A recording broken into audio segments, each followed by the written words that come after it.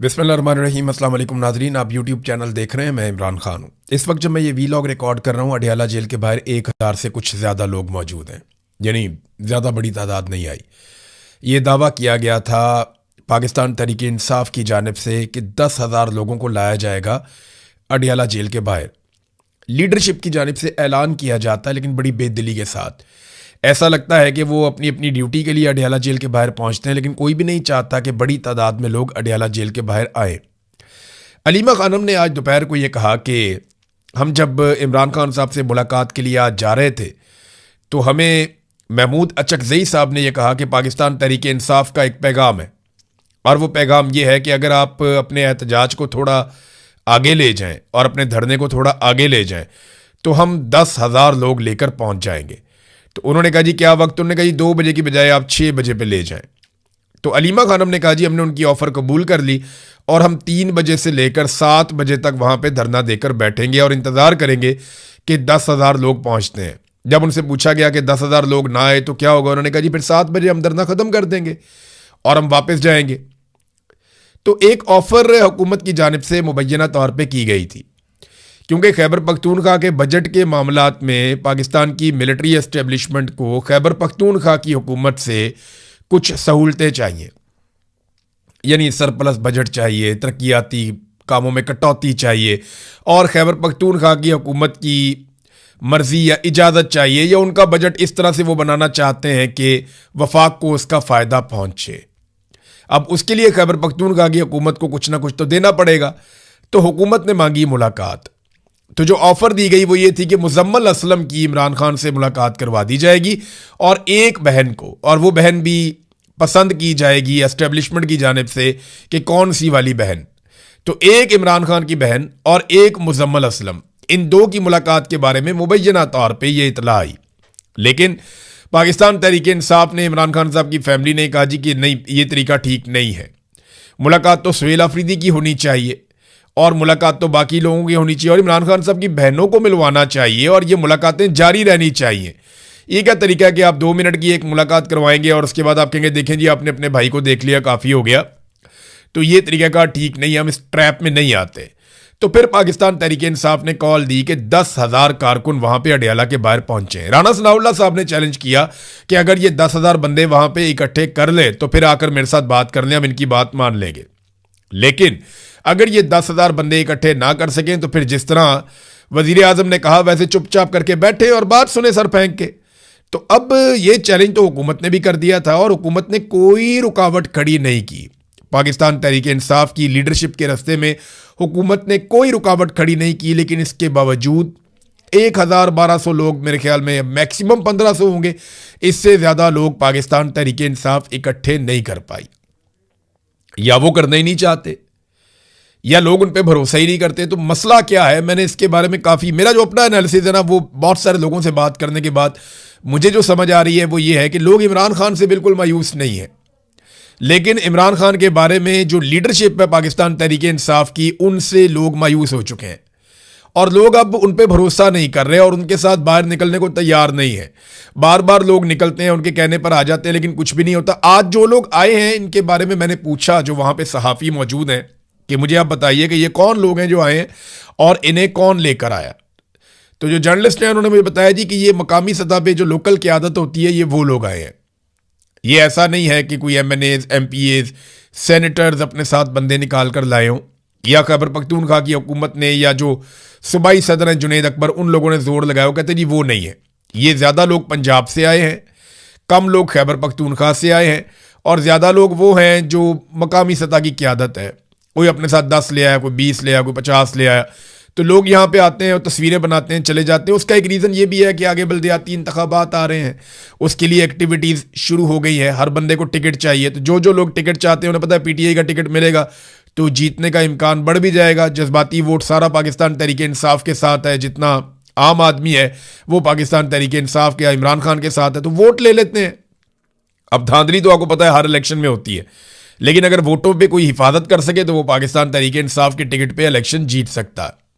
तो यहाँ पे ये लोग आए 1500 के करीब लोग, मैक्सिमम भी अगर मैं बहुत बढ़ा के भी आपको बताऊं तो ये 1500 लोग होंगे, इससे ज़्यादा लोग नहीं है। पाकिस्तान तहरीक इंसाफ, यानी इमरान खान साहब निकलते थे सिर्फ अपनी पेशी पे जाने के लिए तो 10-20 हज़ार बंदा साथ भागना शुरू कर देता था।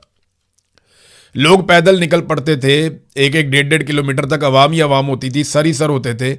ये इमरान खान साहब जब पेशी पे जाते थे तब की बात है। तो उस इमरान खान के लिए लोग कॉल करते हैं और सिर्फ 10,000 बंदा अडियाला के बाहर नहीं आता, ये बात समझ में आने वाली नहीं है। हाँ, समझ में जो बात आती है वो ये आती है कि लोगों को एक तो मार इतनी पड़ी है और इतना ज़्यादा हुकूमत ने सख्ती की है, इतने लोगों को उठा उठा कर जेलों में डाला है कि एक ये खौफ है। दूसरा, जो क़यादत लेकर जाती है लोगों को या वहाँ जाती है वो बड़ी बेदिली के साथ ये ऐलान करते हैं और लोग ये जानते हैं कि दे आर नॉट सीरियस।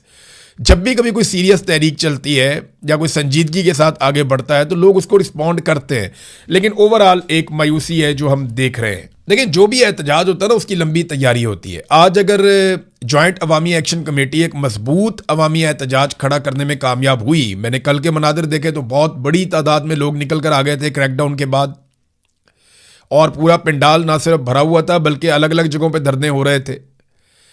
तो ये इतनी स्ट्रेंथ आपके अंदर तब आती है जब आपने कई महीनों की तैयारी की हुई हो। पाकिस्तान तहरीक इंसाफ फौरी तौर पे कहती है जी कल आना है, परसों आना है, तो वो लोग कहाँ आएंगे? आपको तैयारी करनी पड़ेगी। आज होना तो ये चाहिए कि पाकिस्तान तहरीक इंसाफ 5 अगस्त 2026 की तारीख दे दे और अपनी डिमांड सामने रख दे कि जनाब ये हमारी डेडलाइन है और ये हमारी डिमांड्स हैं। अगर ये डिमांड्स नहीं मानी जाती तो 5 अगस्त 2026 को हम पूरा पाकिस्तान लेकर अडियाला की तरफ जाएंगे या हम इस्लामाबाद की तरफ जाएंगे। कॉल तो फिर इस तरह दी जाती है 50 दिन पहले, 60 दिन पहले, कम से कम 50-60 दिन पहले आप कॉल दें, फिर तैयारियां करें, फिर लोगों को निकालें, पूरा एक बयानिया बने, हर आदमी की ज़हन साजी की जाए, फिर स्ट्रीट मूवमेंट चले, फिर लोग निकलते हैं। ऐसे थोड़ी लोग निकलेंगे कि आप कहेंगे लोग आपके ज़ाती मुलाजिम नहीं हैं। लोग इमरान खान से प्यार बहुत करते हैं, लेकिन लोगों को इमरान खान की जो पॉलिटिकल पार्टी है उसकी लीडरशिप को वो शक की नज़र से देखते हैं और अब वो उनसे मायूस हो चुके हैं। देखें वो कॉलें दे दे के थक गए, लोग नहीं निकलते ऐसे। तो आपको पूरी तैयारी करनी पड़ेगी। अगर आज ये तारीख दे दें, मिसाल के तौर पे आज मिड है जून का, तो अगस्त की 5 तारीख अगर दें तो ये 1.5 माह का टाइम है इनके पास। तो इस 1.5 माह में बड़े पैमाने पे लोगों को इकट्ठा किया जा सकता है। अब आ जाए नाजरीन कुछ और खबरों की तरफ। फैसल वाडा टीवी के ऊपर अचानक से नजर आए। हर मौके पे फैसल वाडा अचानक से आ जाते हैं और आकर चित्रौल शुरू कर देते हैं। ज़्यादा चित्रौल वो नून लीग की करते हैं। फैसल वाडा की कई प्रेडिक्शंस गलत भी हुई। यानी इसी फैसल वाडा ने कहा था कि सवाल ही पैदा नहीं होता कि सुहेल अफरीदी वज़ीर आला बन जाए, लेकिन वो बन गया। फैसल वाडा ने और बहुत बातें की थी, बहुत सारी प्रेडिक्शंस गलत हो जाती हैं। ख्वाहिशात होती हैं ना जर्नैलों की, वो इनको बता देते हैं तो वो उनको कहते हैं ये मेरी पेशन गोई है। तो अब वो लगातार नून लीग की चित्रौल कर रहे हैं, उसी बूट के साथ जो बूट उन्होंने काशिफ अब्बासी के प्रोग्राम में उठा के टेबल पर रख दिया था। तो फैसल वाडा जो है वो नून लीग की लितरौल करते हैं और नून लीग वाले एक लफ्ज़ भी नहीं बोलते। इतना बुरा वक्त तो मैंने नवाज लीग का कभी नहीं देखा था। यानी नवाज लीग के लोगों को मुशर्रफ के दौर में भी मैंने देखा कि वो गैरत खा जाते थे, वो बात करते थे, जोर लगाते थे, मुकाबला करते थे, लेकिन आसिम मुनीर के दौर में वो सिर्फ लितर खाते हैं और वो उनकी बहुत चित्रौल हो रही है। और फैसल वाडा जैसा बंदा कर रहा है जो किराए के वोट लेकर सेनेटर बना हुआ है। और औकात आप सारे जानते हैं फैसल वाडा की, हम सबको पता है। लोग तो इन्हें टॉमी भी कहते हैं, मुझे बहुत बुरा लगता है, लेकिन लोग कहते हैं, उन्हें टॉमी नहीं कहना चाहिए। लेकिन फैसल वाडा ने जर्नैलों की तारीफ़ें की हैं, फ़ौजी क़यादत की बहुत ज़मीन आसमान के कलाबे मिलाए उनकी तारीफ़ें की, और सियासतदानों को जो है वो ये बहुत रगड़ा लगाते हैं, उनकी ठुकाई करते हैं। तो सियासतदानों के अंदर एक घुसपैठिया है जो जिस थाली में खाता है उसी में छेद करता है। सियासतदानों को ना ऐसे लोगों को पहचानना चाहिए और उनको अपनी सफ़ों से अलग करना चाहिए। जो सियासतदानों को ही गाली देता है और सियासतदान के तौर पे ही पहचाना जाता है। हमारे सहाफ़ियों में भी ऐसे लोग हैं। एक सहाफ़ी है ऐसा, वो हर जगह बैठ के ना सहाफ़ियों को गालियाँ देता है और वो ये कहता है कि पाकिस्तान में मीडिया पे 10 साल के लिए पाबंदी लगा देनी चाहिए, पाकिस्तान में मीडिया होना ही नहीं चाहिए, जो करा रहा है मीडिया करा रहा है। अच्छा, जैसे ही नवाज शरीफ का दौर आता है ना तो ये बहरूपिया जो एक सहाफ़ी है ये हर जगह बैठ के ये कहता है कि आप बंद कर दें, और वो सुन रहा है तो उसको पता है कि मैं उसका नाम ले रहा हूं और मैं उसके बारे में कह रहा हूं। और अगर वो अपनी हरकतों से बाज नहीं आएगा ना तो ये जो भरम है ये भी जाता रहेगा। तो ये मीडिया को गालियां देता है नवाज शरीफ के दौर में कि मीडिया अच्छा नहीं है। इमरान खान के दौर में ये आज़ादी इज़हार राय का एक दाई बन जाता है, एक उसके लिए बहुत बड़ी आवाज़ बन जाता है। तो यहाँ एक से एक जो है वो मनहूस बैठे हुए हैं जो अपने अपने फ़ायदे की बात करते हैं। मिसाल के तौर पे आप ये देखें कि जो सीसीडी ने कत्लेआम किया, एक सानिया साहिवाल हुआ था, हमने उस पर कितनी आवाज़ उठाई थी। पाकिस्तान के मीडिया ने ट्रांसमिशंस कर दी थी, हेडलाइंस चलती थी, बहुत रोला डल गया था पूरे मीडिया पे, शोर मच गया था कि साहिवाल के अंदर जो सीटीडी ने किया उस दौर में वो कितना बड़ा जुल्म था। उस जुल्म के खिलाफ हम सब ने आवाज़ उठाई। यानी जितनी आवाज़ मैंने उस जुल्म के खिलाफ उठाई थी उसका 20% भी मैंने खुद ज़ाती तौर पे आपके सामने मैं एडमिट कर रहा हूँ, एतराफ़ कर रहा हूँ कि मैंने ये जो जुल्म हुआ चकवाल में इसके खिलाफ 20% भी आवाज़ नहीं उठाई। वजह यह है कि निज़ाम ने हमें मायूसी कर दी है। हमें पता है इंसाफ होना ही नहीं है, जुल्म इतना ज़्यादा हो रहा है, नाइंसाफ़ी इतनी ज़्यादा हो रही है कि कौन कौन सी नाइंसाफ़ी के बारे में बात करें। उधर सीधी गोलियां मार देते हैं। आज़ाद कश्मीर में जो आदमी निकलता है अपने हक में बात करने के लिए, उनका नया नाम निकाल के रख दिया जी ये शरपसंद है। तो बहरहाल 10,000 बंदा तो पहुंचा नहीं। दूसरी जानिब फैसल वाडा ने अच्छी खासी लानत मुलामत की उनके ऊपर। आज़ाद कश्मीर में सिक्योरिटी फोर्सेज जब से दाखिल हुई हैं उसके बाद से ताकत के इस्तेमाल को तरजीह दी जा रही है। ज़बानी बातचीत या कोई आपस में बैठना सियासतदानों का, उस पर लगभग पाबंदी लग चुकी है। देखिए सियासतदान बैठते हैं, कोई ना कोई मसला हल होता है, लेकिन मैं आपको बार बार बता रहा हूं कि जो फोर्सेज हैं वो लगातार स्ट्रेट फायर करती हैं, लोगों को ज़ख्मी किया जाता है, लोगों को मारा जाता है और टॉर्चर भी किया जाता है, लोगों की गिरफ्तारियां हो रही हैं, उनकी इमलाक को नुकसान पहुंचाया जा रहा है। ये सब कुछ इसलिए है कि इंतशार फैलाया जाए, ये सब कुछ इसलिए है कि लोगों को इश्तियाल दिलाया जाए और फिर आज़ाद कश्मीर के अंदर अपने मकासद पूरे किए जाएं। ये जो 12 नशिस्तें हैं ये मिलिट्री एस्टेब्लिशमेंट और नून लीग ने अपनी रेड लाइन बना ली है, क्योंकि वो ये जानते हैं कि इन्हीं 12 सीटों की मौजूदगी में वो आज़ाद कश्मीर में अपनी हुकूमत कायम करने के काबिल होंगे। इसके बगैर वो अपनी हुकूमत कायम करने के काबिल भी नहीं रहेंगे। देखिए अभी मैं बात कर रहा था सीसीडी वाले केस की। इसमें एक चीज़ हमें ध्यान में रखनी पड़ेगी कि जिस मुल्क में मिस्टेकन आइडेंटिटी में बंदे मार दिए जाएं कि जनाब पता ही नहीं चला गलती से मार दिया, और ये खबरें आलमी सतह पे छपें, वहाँ पे कौन सियाहत लेकर आएगा, वहाँ पे कौन सरमायाकारी लेकर आएगा। इसके खिलाफ आवाज़ उठानी चाहिए और ये हरकतें बंद करनी चाहिए। अदालतों का वजूद पाकिस्तान में ख़त्म हो गया है। पुलिस मुकाबलों में और जाली पुलिस मुकाबलों में लगातार बंदे मारे जा रहे हैं। दहशतगर्दी पाकिस्तान में बढ़ती चली जा रही है, बढ़ती चली जा रही है, कम होने का नाम ही नहीं ले रही। तो ये सारी चीज़ें अगर आप प्लस माइनस करके देखें तो पाकिस्तान खसारे में जा रहा है। और उसका जिम्मेदार कौन है? पाकिस्तान की मुसल्लत करदा हुकूमत। और इसको मुसल्लत किसने किया? फील्ड मार्शल आसिम मुनीर ने। अपने मफाद के लिए देखें ना, उन्हें ही फ़ायदा पहुंचा है ना, पाकिस्तान को तो नुकसान ही हुआ। पाकिस्तान की तो मईशत गिर गई, पाकिस्तान की सरमायाकारी ख़त्म हो गई, पाकिस्तान में दहशतगर्दी बढ़ गई, पाकिस्तान के हालात ख़राब हो गए, सियासी अदम इस्तेहकाम हो गया। पाकिस्तान के साथ तो बहुत बुरा हुआ, लेकिन फील्ड मार्शल आसिम मुनीर के साथ तो अच्छा हुआ ना, उन्हें 5 साल मजीद नौकरी मिल गई।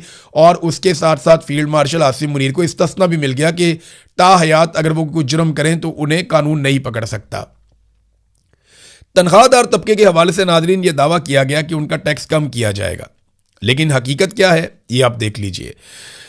रवा माली साल तनख्वाहदारों से 655 अरब रुपए जमा किए गए, जबकि आइंदा बजट में 700 अरब वसूल किए जाएंगे। ये ना आम आदमी को पता ही नहीं है उनके साथ क्या हो रहा है।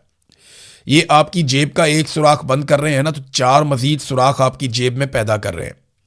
ये आपका खून पसीना निचोड़ लेंगे। और याद रखिएगा 1 से 2 साल अगर ये हुक्मरान मजीद रहते हैं और इन्हीं पॉलिसियों पे काम करते हैं और पाकिस्तान में सियासी इस्तेहकाम नहीं आता, तो पूरा पाकिस्तान वो कीमत चुकाएगा जिसका हम कभी अंदाज़ा भी नहीं लगा सकते। ये मईशत को पूरी तरह निचोड़ के रख देंगे। ब्रेन ड्रेन बहुत बड़े पैमाने पर हो रहा है। इमरान खान साहब की बहनों का एक मौक़िफ़ भी आया, ज़रा वो भी मैं आपके सामने रख देता हूँ। और उन्होंने कहा जी कि हमें इत्तला मौसूल हुई है कि 15 जून को इमरान खान को एक बार फिर पिम्स अस्पताल मुंतकिल किया गया। हमें बैरिस्टर गौर की ट्वीट के ज़रिए से मालूम हुआ। जो जारी किया गया है तिब्बी रिपोर्ट, हम उसको मुस्तरद करते हैं अस्पताल इंतज़ामिया की जानिब से। माजी में भी मशकूक दावे ये इदारा कर चुका है कि इमरान खान की बिनाई 90% बहाल हो चुकी है। बाद में जब उनके वकील अडियाला में मुलाकात के लिए गए तो इमरान खान साहब ने इस दावे को मुस्तरद कर दिया, जी मेरी जो नज़र है वो बहाल नहीं हुई। एक बुनियादी सवाल अब भी जवाब तलब है, इमरान खान को 5वें इंजेक्शन की ज़रूरत क्यों पेश आई? हम हुकूमत के मौक़िफ़ को कबूल नहीं करते। हमारा मुतालबा है कि इमरान खान का मुआयना और इलाज इस्लामाबाद के शिफा इंटरनेशनल अस्पताल में आज़ाद और मुस्तनद माहिर डॉक्टरों से करवाया जाए। फिर उन्होंने अदालती अहकामात बताया कि जनाब हमारी मुलाकात के लिए अदालतों ने भी कहा हमारी मुलाकात नहीं होने दी जा रही। इमरान खान साहब को कैद तन्हाई में रखा हुआ है। इमरान खान को हुकूक से महरूम करना महज एक सियासी मसला नहीं बल्कि जेल मैनुअल और हाई कोर्ट के अहकामात की सरी खिलाफ वर्जी है। जेल मैनुअल के मुताबिक इमरान खान दर्ज झेल हकूक के हकदार हैं। नंबर 1, अपने बेटों से हफ्तावार टेलीफोनिक गुफ्तगू, ख़ानदान के अफराद से हफ्तावार मुलाकात, अपने वकला से हफ्तावार मुलाकात, किताबों और मुताले के मवाद तक रसाई, टेलीविज़न और अखबारात तक रसाई, मुनासिब तिब्बी इलाज और बाकायदा तिब्बी मुआयनों तक रसाई, किसी भी तिब्बी अमल या तरीक़ा इलाज से कबल करीबी अहल खाना को इतला देना। इसके अलावा जो हाई कोर्ट के अहकामात हैं उसके मुताबिक वो ये बताती है कि इमरान खान को अपने बेटों से टेलीफोन पर बात करने की इजाज़त दी जाए। ये हाई कोर्ट ने बाकायदा अहकामात दिए हुए हैं और मुलाकातें भी करवाई जाएं। और 6 दोस्त जिनमें पार्टी नुमाइंदगान भी शामिल हों हर जुमेरात को उनसे मुलाकात कर सकते हैं, लेकिन इमरान खान साहब की मुलाकातें बंद हैं। उनकी बहनें जो है वो मुतालबात कर रही हैं, पार्टी जो है वो मुज़ाकरात कर रही है हुकूमत के साथ और हुकूमत जो है वो अब उनका मजाक उड़ा रही है। नादरीन, शहबाज शरीफ साहब ने ट्वीट किया और उस ट्वीट में 8 लोगों को मेंशन किया, यानी 8 लोगों को वो ट्वीट टैग किया कि ये 8 लोग हैं जिनकी वो खुशनुदी हासिल करना चाहते हैं। ये जो जंगबंदी हो रही है ईरान और अमेरिका के बीच में, तो पराई शादी में अब्दुल्ला दीवाना, वो कैसे मैं बताता हूँ आपको। शहबाज शरीफ ने जो टैग किया वो ट्रंप को किया, नायब सदर अमेरिका के जेडी वेंस उनको किया, मार्को रूबियो को किया, स्टीव विटकॉफ के एक अकाउंट को किया, फिर स्टीव विटकॉफ के दूसरे अकाउंट को किया। तो पहले 5 अमरीकी अकाउंट्स को उन्होंने टैग किया। फिर बारी आती है ईरान की, यानी ईरान को प्रायोरिटी नहीं दी और ये भी नहीं देखा कि सदर ट्रंप को अगर आपने पहले किया तो फिर आप दूसरे नंबर पे ईरानी सदर को करें, फिर आप अगर जेडी वेंस को करते हैं तो फिर आप कालीबाफ को करें, फिर आप मार्को रूबियो को करते हैं तो फिर आप इराकची को करें। जो तरीकाकार था वो तो ये था, लेकिन 5 अमरीकियों को पहले रखा और 3 ईरानियों को बाद में रखा, जिनमें ईरानी सदर, कालीबाफ और इराकची, ये तीनों थे। अच्छा, अब इनों में से किसी ने भी इसको रीट्वीट नहीं किया। जब मैंने इसको देखा उस वक्त तक किसी ने भी शहबाज शरीफ के ट्वीट को रीट्वीट नहीं किया, हालांकि इनको मेंशन किया गया। जब आप किसी को मेंशन करते हैं तो उसका मकसद यही होता है कि वो इस पर रिस्पॉन्ड करे या कम से कम वो देख ले, लेकिन किसी ने भी रीट्वीट नहीं किया शहबाज शरीफ के ट्वीट को। तो हमारी हालत वो है कि अपने घर के अंदर भूख है, बच्चे स्कूल नहीं जा रहे, बर्तन बिक गए हैं, कर्जे चढ़ गए हैं, पूरा कुंबा आपस में दस्तों गिरबान है, घर के अंदर खाना जंगी लगी हुई है, एक दूसरे का सर फाड़ रहे हैं, नफरत की आग लगी हुई है, हर कोई घर से भागना चाहता है, मगर चौधरियों के बीच में सुलह हो रही है, हमें बहुत मजा आ रहा है। यानी अपने घर के अंदर भूख नाच रही है, अपने घर की हालत यह है कि कर्जे चढ़ रहे हैं, अपने घर की हालत यह है कि कोई चीज़ सही तरीके से नहीं हो रही, तरतीब के साथ कुछ नहीं हो रहा। और बेगानी शादी में अब्दुल्ला दीवाना, बस इसी को बोलते हैं। ये कहावत एग्जैक्टली पाकिस्तान के जो हुक्मरान हैं उनके ऊपर सादिक आती है। नाज़रीन, 28वीं आईनी तरमीम की तैयारियां तकरीबन मुकम्मल हैं और एस्टेब्लिशमेंट किसी भी वक्त इसका मतन जो है वो सियासतदानों के हवाले कर सकती है। फौरी तौर पे नवाज शरीफ वापस पहुंचेंगे, बाकी सारे लोग अपनी जिम्मेदारी अदा करेंगे और 28वीं आईनी तरमीम भी बाजमात पास करवाई जाएगी। आपको बहुत बड़े इसमें सरप्राइजेज़ मिलेंगे और एक दफ्तर के अंदर बाकायदा बंद दरवाज़ों के पीछे हुकूमत की मर्ज़ी और उसकी समझ के बाहर ये 28वीं आईनी तरमीम तैयार की गई है। काफ़ी सरप्राइजेज़ आपको मिलेंगे। नाज़रीन, एक लोडोविक ट्रारियक्स इंटरनेशनल ह्यूमन राइट्स प्राइज़, ये जैसे आपका नोबेल इनाम है उसी तरह वकला का भी एक इनाम होता है। जो स्ट्रगल करने वाले इंसानी हकूक़ के लिए आवाज़ उठाने वाले वकला को बैनुल-अक़वामी सतह पे उनको एक पहचान दी जाती है, उन्हें एक एवॉर्ड से नवाजा जाता है कि ये वो वकला हैं जिन्होंने आगे बढ़ के इंसानियत की खिदमत की और इंसानी हकूक़ के लिए बेहतरीन आवाज़ उठाई। जैसे नोबेल इनाम है उसी तरह ये वकला का एक बहुत बड़ा इनाम है। सबसे पहले ये इनाम दिया गया था तारीख़ में नेल्सन मंडेला को, तो नेल्सन मंडेला को ये इनाम मिला। उसके बाद बहुत बड़े बड़े लोगों को ये इनाम मिला जिन्होंने इंसानी हकूक़ के लिए काम किया, इंसानियत के लिए आवाज़ उठाई। और इस साल ये अवार्ड पाकिस्तान के हिस्से में आया है और पाकिस्तानियों को इसके लिए मैं बहुत मुबारकबाद दे रहा हूँ। ये बहुत बड़ा एजाज़ है हमारे लिए कि ईमान मज़ारी और हादी अली चट्ठा, उन्हें मुश्तरका तौर पे फ्रांस से ये अवार्ड दिया गया है, उन्हें इस अवार्ड से नवाजा गया है। तो ये पाकिस्तान के लिए एक मुस्बत पहचान है कि ये पिसे हुए तबकात के लिए आवाज़ उठाते हैं और आज वो दोनों जेल के अंदर बंद हैं। ये हमारी हुकूमत की पॉलिसी है। तो नाज़रीन, अब तक के लिए इतना ही। अपना ख्याल रखिएगा, अपने इस चैनल का भी। अल्लाह हाफ़िज़।